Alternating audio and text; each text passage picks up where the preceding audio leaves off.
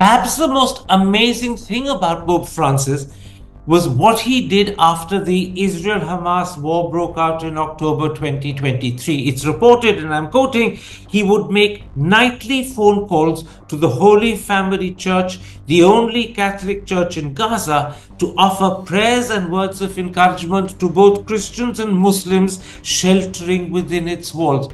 I can't imagine any other pope at any time in history doing something similar. He started doing this the day after the attacks, and he continued it throughout. I think he only stopped for 2 days, 3 days in the hospital when he absolutely obviously couldn't, when he was, not in a position to do it at all. And in fact, he did it immediately once he recovered from the hospital and when he was back home. So it was something that was very important to him. He really tried to ensure that he never missed a day.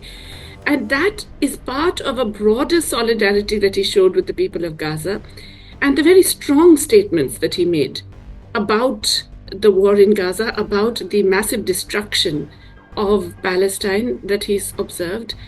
And I would say he showed extreme courage in going beyond many, many world leaders. I think his legacy was geopolitical. His legacy was one that showed that it is possible to be moral and ethical and play an important, a powerful geopolitical role. And I think that's the message that we have to take.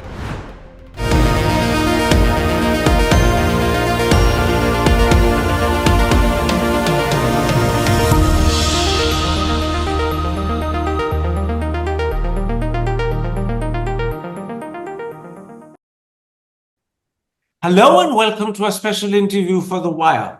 As responses and reactions to Pope Francis's death come in, it's becoming increasingly clear that he was not just very special, but possibly a unique pope. In many ways, he was very different to his predecessors, and quite possibly there may not be another like him for a very long time. So today we look at the aspects of his life and character that made him unique, and we also assess his papacy and the legacy he leaves behind. Joining me is one of his great admirers, Professor of Economics and a member of the Vatican's Jubilee Debt Commission, Jayati Ghosh. Professor Ghosh, let's start with some aspects of Pope Francis that made him unique. He deliberately chose not to live in the grand palatial rooms of the Pope in the Vatican, but in a small two-room apartment in the papal guest house. He wore old, battered brown shoes. He would frequently get his guards to breakfast with him and often dine in the Vatican workers' canteen. All of that was markedly different to his predecessors. He was truly very different to them, wasn't he? Yes, and it wasn't just his predecessors. It was really, the entire history of papacy for several centuries has been one of grandeur, of luxury, of opulence. And all of that was part of the expression of power. It was often argued that, that all of that is necessary to show the importance of the spiritual power in the material world. He absolutely forsook all that. And I think it's a reflection, the very choice of his name. He's the first pope to take the name Francis. And as you know, St. Francis of Assisi was, in fact, the saint associated with choosing poverty, renouncing, living a very simple life, always opting for being with the poor and the vulnerable. In fact, the Pope's Christianity was interpreted in terms of the poor. In his early years as a priest, he was called the Bishop of the Slums. It seems his approach to the priesthood was not just very different to other priests, leave aside to other popes, but his central aim was to embrace the poor, and he saw the church in their terms. Again, this marks him out as very special and unique. I would say it is certainly the poor, but it goes beyond the poor. It is really embracing all of humanity and all of nature. And I think that's what made him so unique and so attractive to people like me, because let me admit, I am not a religious person. I do believe in the spiritual, but I'm not myself religious. He had a huge appeal even to people like myself and to people of other religions, simply because he was so open, so tolerant, and so embracing of other perspectives. And was his philosophy, shall I say, was oriented towards a much more tolerant, universalistic understanding than one that was very strictly, shall we say, Christian or Catholic. Perhaps the most amazing thing about Pope Francis was what he did after the Israel-Hamas war broke out in October 2023. It's reported, and I'm quoting, he would make nightly phone calls to the Holy Family Church, the only Catholic church in Gaza, to offer prayers and words of encouragement to both Christians and Muslims sheltering within its walls. I can't imagine any other pope at any time in history doing something similar. He started doing this the day after the attacks, and he continued it throughout. I think he only stopped for 2 days, 3 days in the hospital when he absolutely obviously couldn't, when he was, not in a position to do it at all. And in fact, he did it immediately once he recovered from the hospital and when he was back home. So it was something that was very important to him. He really tried to ensure that he never missed a day. And that is part of a broader solidarity that he showed with the people of Gaza and the very strong statements that he made about the war in Gaza, about the massive destruction of Palestine that he's observed. And I would say he showed extreme courage in going beyond many, many world leaders in talking about the destruction that was wreaked by the state of Israel upon the people of Gaza. Yes, asking for the return of hostages, always insisting on peace, demanding a ceasefire continuously, but also pointing to war crimes, pointing to clear acts of desecration, which the United Nations and others have also talked about. But for a religious leader so firmly, shall we say, associated with a Western European kind of tradition, at least from the context, to come out so strongly was unique. And I think in many ways, when we look back on the legacy of Pope Francis, his geopolitical role, I think, is one that is going to be talked about much more. I want to clarify something you said at the start of this answer. You're saying even though he was in hospital for nearly 5 weeks, except for 2, 3, or 4 days when he was very seriously ill, he would continue even from hospital to make his nightly calls to Gaza, and he resumed that practice when he came back to convalesce in the Vatican. Yes, that is what we are told, yes. That is incredible. That is a commitment to something even when he was physically probably at his weakest and most frail. And when he could barely speak, in fact. Where just the fact that he was there, he was willing to come on, maybe just breathe into it and listen. And the very fact that, people in Gaza knew that somebody was listening, somebody cared. How did this go down? How did this go down with his colleagues at the Vatican? How did it go down with the Courier? Well, this is not something I'm privy to at all. I think, this kind of, what is wonderful about Pope Francis, I feel, is that he was certainly part of and within that tradition, but in many ways beyond it. I have no doubt there would have been all kinds of responses. I'm sure that there were people within the Courier and others who were concerned or felt that this was going too far, or some of his statements as well, but he actually forged a path, but in a quiet way. Because, for example, this fact that he called Gaza, it's not something that was made very public. It's not something that was, tom-tommed as a major PR exercise. It was something he did because he deeply felt it. And many of the things that he did, he went through with them despite resistance. I personally have experience of 2 areas in which, relative to the global economy, he's really gone way beyond anything that one would expect of a pope. So these were things that mattered to him personally. He did them because he wanted to, but he didn't seek credit for doing it. That's right, yes.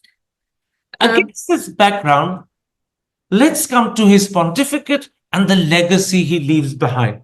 How different, in your eyes, is the Catholic Church today compared to the one he inherited in 2013 from Pope Benedict? In other words, how much has the image and the standing of the church altered during the 12 years of his papacy? So whatever I say will be from an external viewpoint. And I'm not a student of Catholicism. I haven't tracked all the various things. Of course, one is aware of the many controversies, the issues with the Vatican's wealth and the financial mess that it was in when he first became the Pope, the massive outcry over the sexual harassment and other charges, and the concerns about how to deal with those charges. So I don't know about all of that, but I think from the outside, there's no doubt that he managed to push open many borders and boundaries in very significant ways. Whether it is in his attitude to homosexuality, which he personally made clear in a statement, saying when someone asked him, he said, "Who am I to judge?" Which is completely different, not only from previous popes, from the previous pope himself, who was still living at the time, but also from many of the cardinals and many of the curia who have very strong opinions on this. His attitude to women, he was very influential in appointing women to very important positions within the Vatican offices. Women are not allowed to be bishops and cardinals, as you know. I think he probably felt that would be a step too far, but he definitely put women into very important positions within the Vatican for the first time ever. In fact, the Pontifical Academy of Social Sciences, which is where I have been going for several conferences, is now headed by a woman, Sister Helen Alford. And there are a number of very important positions within the Vatican administration, which are now headed by women. Let me pick up two things that have been identified with him and talk to you about them. In 2015, his encyclical Laudato Si on the environment was perhaps more hard-hitting and outspoken than anything said by any of his predecessors, and one or two of them had spoken about climate change and the environment, but he went a lot further. He said, and I'm quoting from that encyclical, "The earth, our home, is beginning to look more and more like an immense pile of filth. Doomsday predictions can no longer be met with irony or disdain." Once again, he had the courage not just of his convictions, but also to stand up and boldly speak out on issues that he thought were important, even if it meant pushing the boundaries of his pontificate further and further outwards. Yes. I think everybody mentions Laudato Si. It's an absolutely amazing document in many ways, not only because he comes out much more clearly than most global leaders at that time. Even in 2015, it was not everybody who recognized the sheer significance, enormity of the climate change, but also he links it, of course, to the spiritual values. He makes it a spiritual endeavor as well, the recognition of the importance of the planet, of nature, etc. But he also links it to the economy. He links it to global capitalism, which, when you think about it, is unthinkable, right? Very few global leaders, forget religious leaders, very few political leaders would have had the courage to link this to global capitalism. And I think this comes out even more clearly in another later encyclical, Fratelli Tutti, which was 2020, I think. And that's, again, it's a very wide, huge document, and there are many things in it. But the outspokenness of that and the courage of that is quite remarkable, because it is calling out profit-making as the basis for economic existence and material existence. It's calling out attitudes to borders.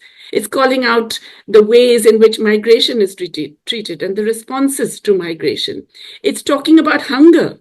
And it's talking about the way that hunger has not been adequately dealt with, and that a global food crisis is ongoing, and that there isn't sufficient solidarity about it.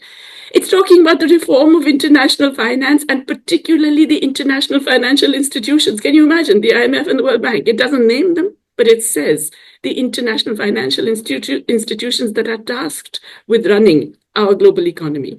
Now, how many political leaders can you think of who would actually have the guts to come out and say this? So I think, yes, he was actually quite remarkable in terms of the ways in which he was willing to push the boundaries. And I think he felt he could do it because of that tremendous moral authority. Perhaps I should at this stage point out that there were times when he was criticized by people for views that they said were approaching Marxism. And his answer was famously, "I'm not supporting Marxism, but I know a lot of Marxists who are very good people and who I like." That was, again, a remarkable thing for a pope to say. I think it's expressed, as I told you, I think his impact finally is geopolitical. I mean, I'm sure there are impacts within the Catholic Church and all of that, but I'm seeing him as a major force in the 20th century, and particularly in the first part of the 21st century, which actually was one of the few voices of integrity, of basic morality, which frankly is less and less evident among all our global leaders, but which was making sense, which made the correct and sensible statements. And I think that's where, if you look at the way he operated, he really did not confine himself, shall we say, to the usual suspects that you would expect, let's say, a Catholic Church to draw upon. Absolutely. In fact, he went out of his way to show sympathy, support, concern, affection for immigrants, including illegal immigrants, and for refugees. I believe his first formal trip after he became Pope in 2013 out of the Vatican was to the island of Lampedusa to meet illegal migrants from North Africa. Shortly before he fell ill, he criticized President Trump's policies linking illegal immigrants with criminality. And perhaps this is an issue that mattered to him because he knew that his own family, once upon a time, were migrants from Italy to Argentina. He understood migrants, their problems and their predicaments, and reached out to them. Yes, and he reached out to them independent of their religion. He has watched the feet of Syrian migrants, Muslim migrants who are desperately, he made it a point to actually focus specifically on the migrants from the Middle East who were being attacked within Europe. But he also traveled to all the hotspots, if you like, to Sudan, to a range of countries in the midst of warfare, begging for peace. The Democratic Republic of Congo, most famously of all. Exactly. So, that indicates a degree of humanity and of awareness of the rest of the world, which is really, as I said, it's very, very unusual, not just in religious leaders, but really in all political leaders today. Now, Pope Francis was also, I gather, the first pope to formally enter into dialogue with Islam. He visited the Arabian Peninsula. He formally held a formal mass in the UAE. But he was attacked by conservatives within the church for this interreligious fraternity. Did it deter him, or was he determined to be ecumenical and warm and outreaching? Again, you see, I think the way he operated was very clever. He went ahead and did it. Yes, there were criticisms, and many of the times it wasn't that he would necessarily engage directly with the criticism. He would just keep doing this. And that in turn had, I think, a huge impact. And I think also that his following within Christianity possibly increased because of that. Many people across the world in areas that are not traditionally Catholic became more interested in Catholicism simply because he was obviously so open and so willing to recognize the validity of other faiths and to work in combination, in cooperation with others. Hi, I'm Karan Thapar. Over the last few years, I hope you've been watching my program, The Interview on the Wire. During that period, I've interviewed doctors, politicians, businessmen, scientists, authors, and even the occasional Nobel laureate. For me, it's been exciting. I hope it's been enjoyable for you. But these, as you know, are tough times, and if this program is going to remain bold, independent, and sometimes even defiant, then I think we need your support. At the end of the day, it's a truism, but editorial independence is best defended by the viewers. So if you would like this program to remain the way it is, forthright, outspoken, and interesting, then would you consider supporting us? All you have to do is to click on the description at the bottom. But more than anything else, I hope you will continue to watch the interview. Your viewership means an awful lot to me.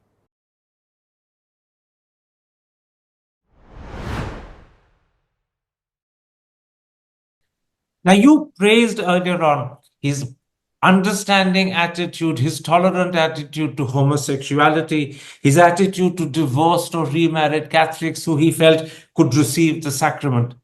His admirers were disappointed by some of the stands he took on issues like contraception, abortion, same-sex marriage, transgender recognition. But for many, there was a lot of concern about the growth of corruption during his papacy. As recently as 2023, It touched the Secretariat of State in the Vatican. Cardinal Angelo Becciu, if that's how you pronounce his name, actually was imprisoned for 5 years in 2023. How serious was this corruption? And do you believe Pope Francis failed to tackle it effectively?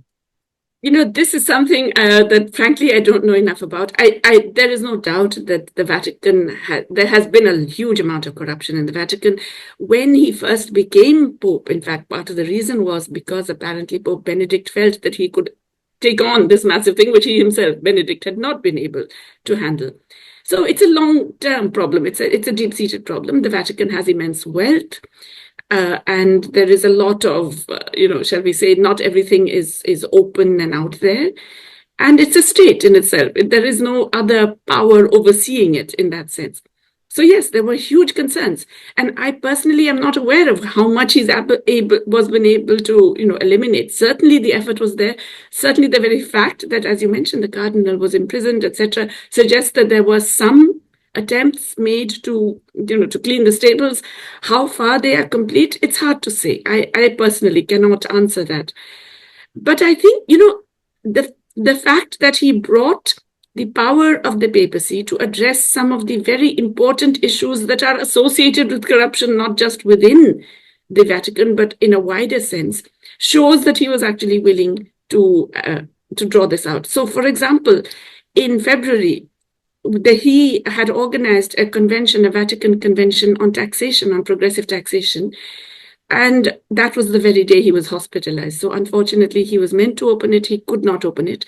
But at that convention on taxation, there was a whole session devoted to illicit financial flows and the corruptions, the different kinds of legal or quasi-legal and illegal corruptions that occur, which he had personally been involved in planning for that conference. So clearly, he was very much aware of the different kinds of material interests and was determined to do something about them.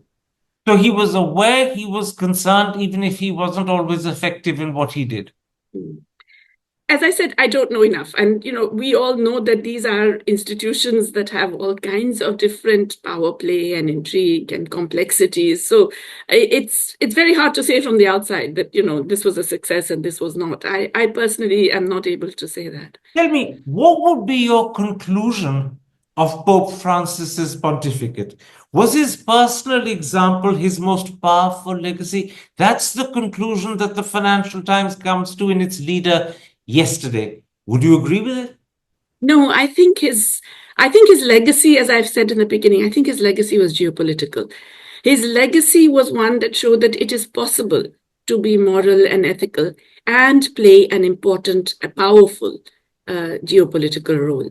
And I think that's the message that we have to take, because yes, his personal life was extraordinary. There's no question about it. And the simplicity of his life, the humor, the ability to, just the very basic way in which he interacted with people, all of that is a huge example.